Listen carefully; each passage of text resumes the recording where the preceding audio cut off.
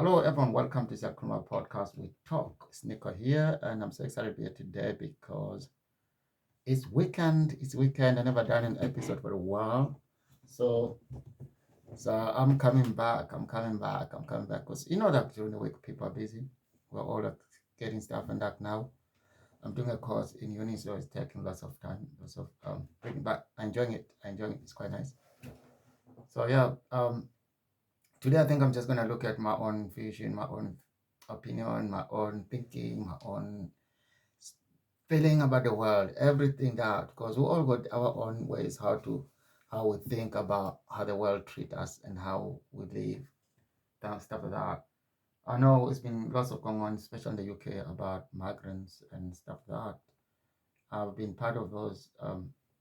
Attended a few protests, but not really protesting. But I always raise awareness via podcast as well, or do some workshops and go to people. So there's a way to contribute on this.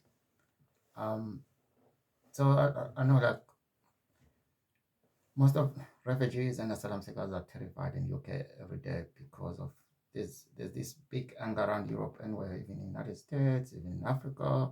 I said this before, look like there's someone's putting fire out there because what they're doing in South Africa and what they're doing in Ghana, and that's what they're doing in USA about migrants.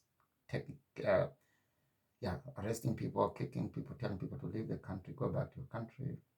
And they do it here in UK, they do it everywhere. Someone is responsible on this kind of thing. I think it will come out soon. It must be a billionaire. It must be a billionaire or trillionaire because billionaires, they're very good to make the poor fight each other. That's been known for years. Poor people, they listen to the rich people only for to kill each other.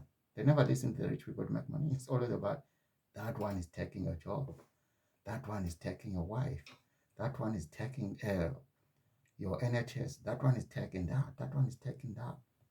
You never say, go and work there, go and create this, go and do that. No, they can't do that because they know stupid people are always waiting to fight.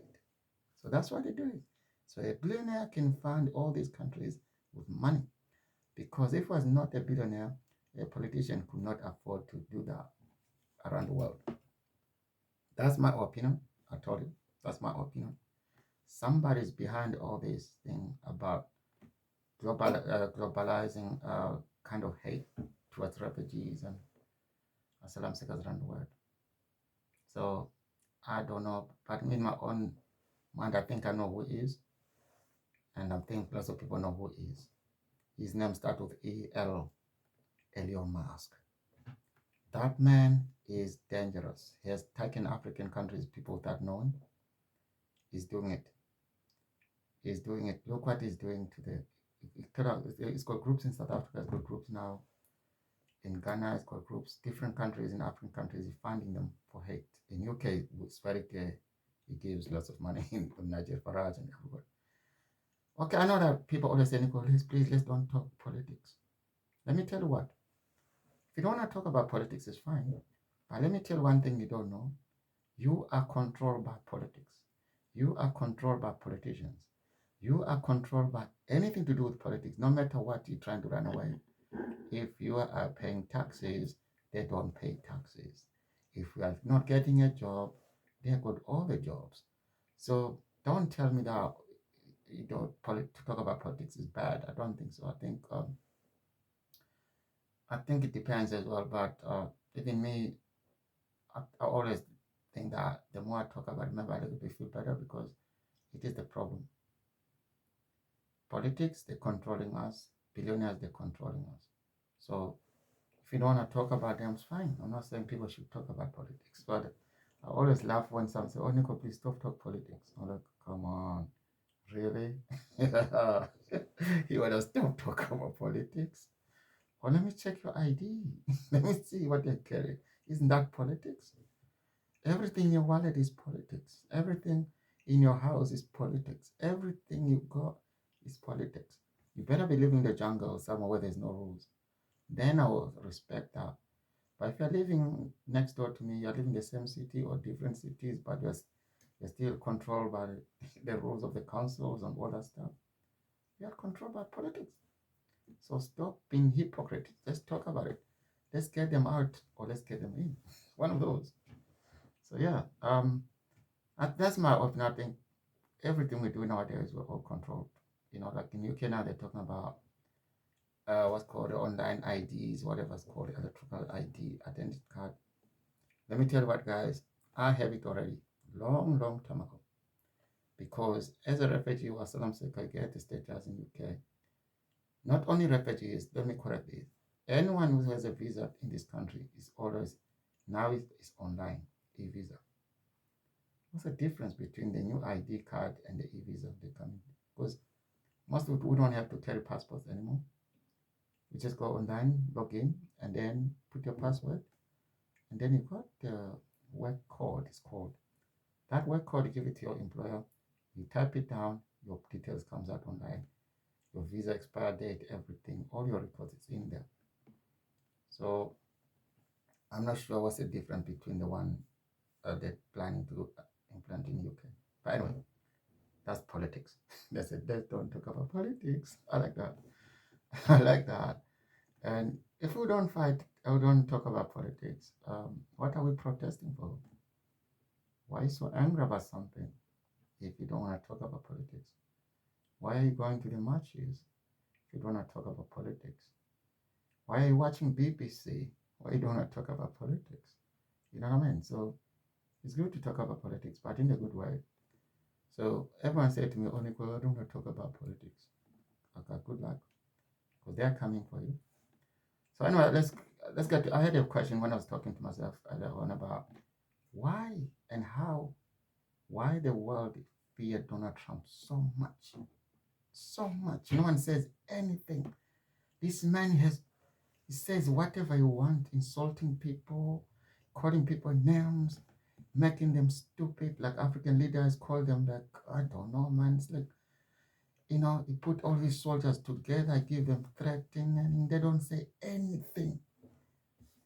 I'm just wondering, is anyone know what power does he have? Because I never seen someone so feared like him. Now he's negotiating a ceasefire in Gaza. Like, really? It does really mean that? Or he just got a deal on the back door with Israel? So let's talk politics, you know. And yeah, I really, really want to hear what people can do. I don't know. I'm trying to figure out what does he have that gives him so much power that every leader in the world fears him.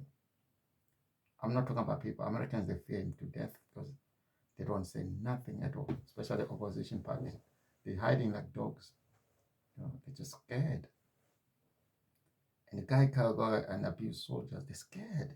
Imagine the army people got all the weapons in the world. They put their towels down. He's talking. Yeah. That is something I've never seen people.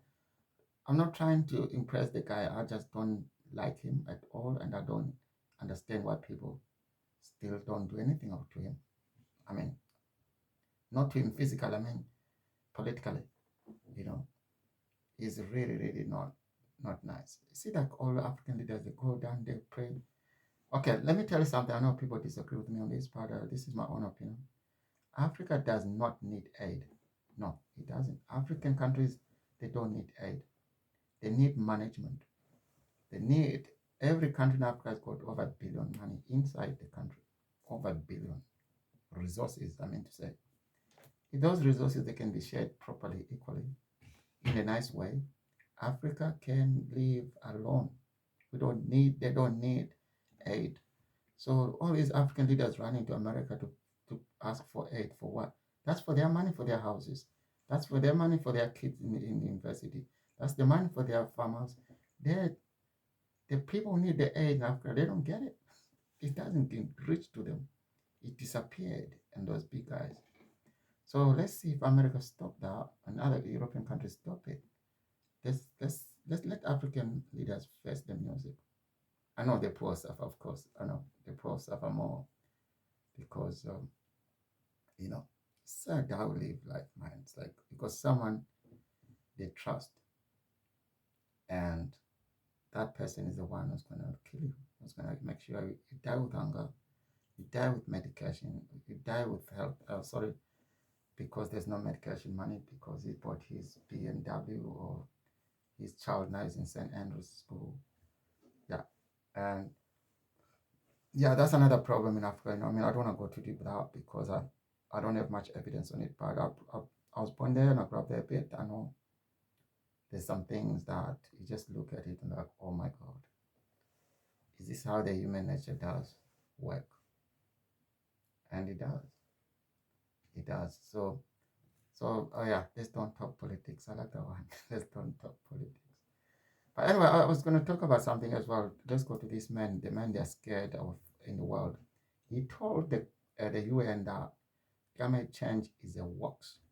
Imagine, in front of the people, the world saying climate change is a hoax. Climate change has been forgotten since COP26, COP27, whatever.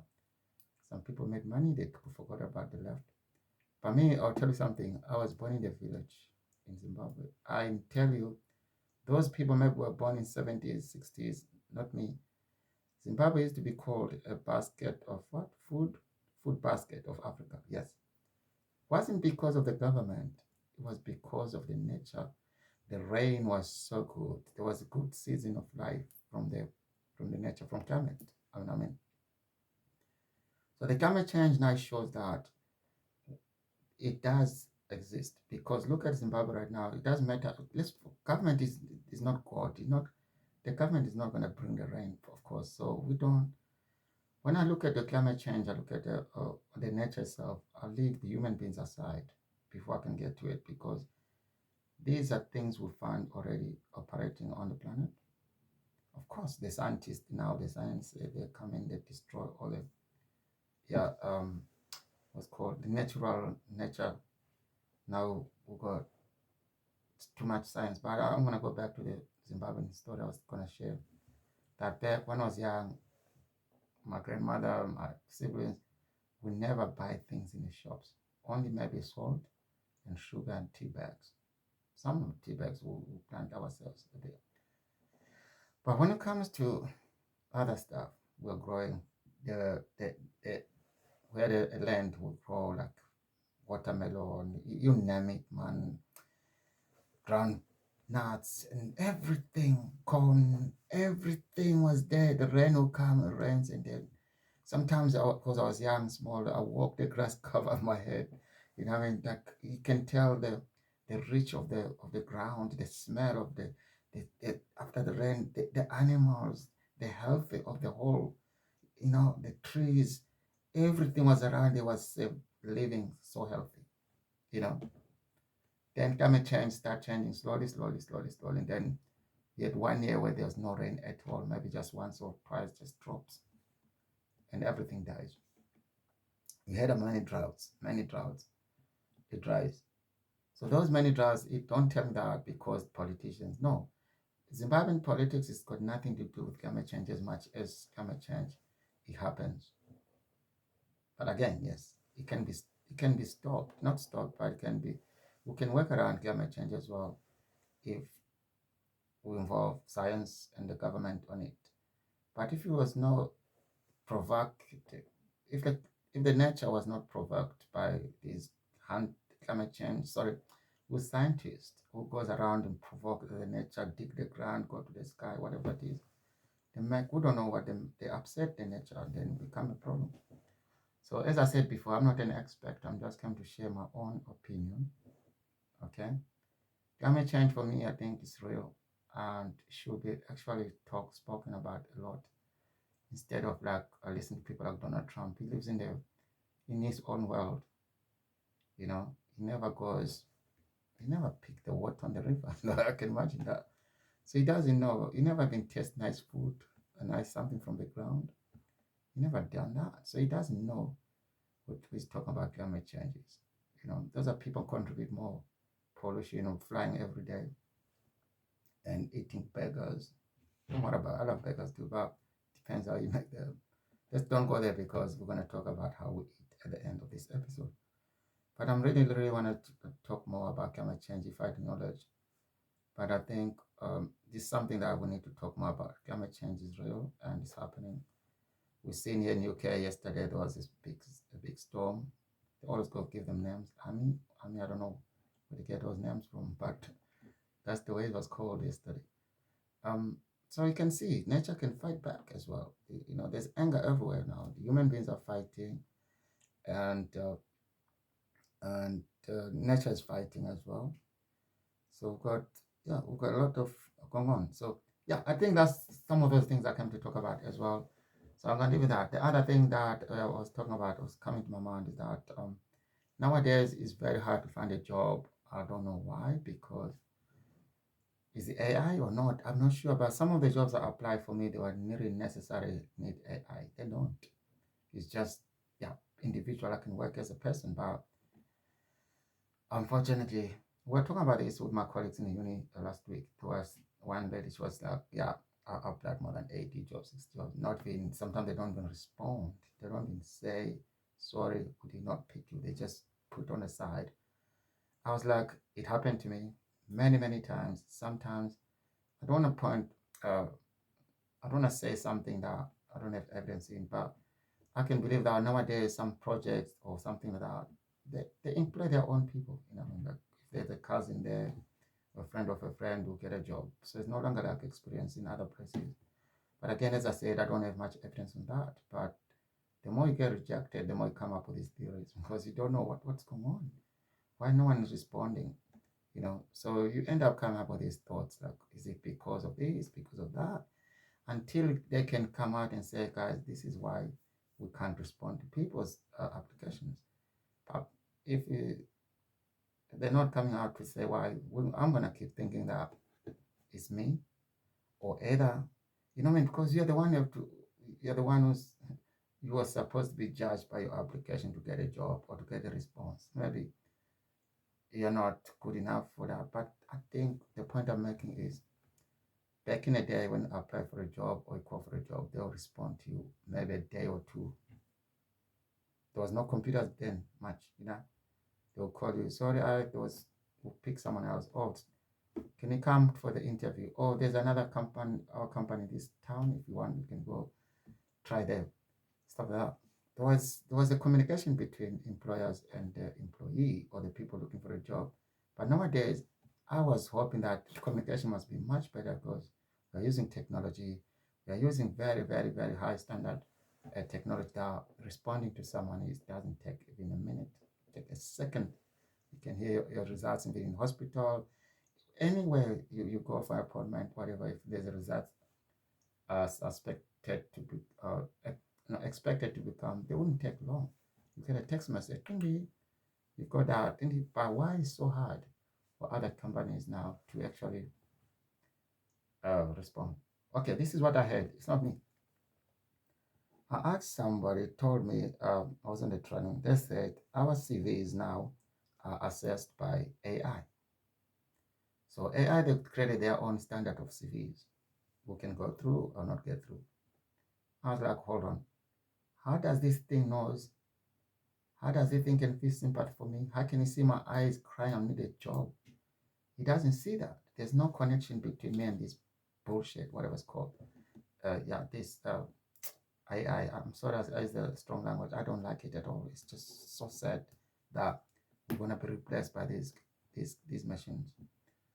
And they said our CV nowadays they have to be processed by AI. So they know their standards, their targets to help. For me, my question was like, imagine was a human being doing that or calling me for interview. She or he can see how, look at my face expression that I'm in need. Please give me a job even if it's 20 hours. But that machine, it doesn't have a sympathy for nobody. You can be dying in front of that computer. AI will be like, yeah, we are here now. So there's another thing that people, they don't discuss much about that. We're just being told we do this and then we follow. We don't even resist. We just follow. We end up, we don't know how far this thing's going to take us. AI. Basically, it's the rich people, computer people now taking their money away. If you can't get on that system, you'll be left in the street. Yeah. There'll be no jobs very soon. Even us talking on the podcast, there'll be nothing. They're already done. The AI is already, the robots, they already do their own thing. Anyway, remind you guys, as I said, I'm not an expert. I just came here to share my opinion. And let's talk about politics. I know people don't. No, no politics, Nico. No. I know I'm just going to close now and say, guys, it was wonderful and always wonderful when people listen to this podcast and share with your friends. And as well, you're welcome to leave a comment if I said something that is not right or can always, yeah, work around it. But for me, I'm going to close in that take care of your health and be kind to yourself. And yeah, just do some good work. And what's called, yeah, the world is in trouble right now. But I think if we take care of ourselves and just listen to your body more than listen to the public, to the social media, blah blah blah. Even here on the podcast, don't listen if something's not for you. You know what I mean? Don't, because I'm not really to encourage people and to tell people what to do. I'm just going to share my own thoughts, my own opinion, because I love podcasting. I love talking, you know. So yeah, and just as I said, I'm not an expert. So I didn't come here to teach anyone. So even when I say take care of yourself, your healthy and stuff, I'm talking to myself, by the way. So I need to be kind to myself. I need to be, you know, be aware that the world is dangerous out there. It's no longer like safe. And I hope that passes through soon. And yeah, thank you. Want to hear more? You can share with people. You can go to www.siakulumawutalkpodcast.co.uk and go to Spotify, or you can go to Apple, or just Google it. You'll find Siakuluma Talk Podcast. Thank you.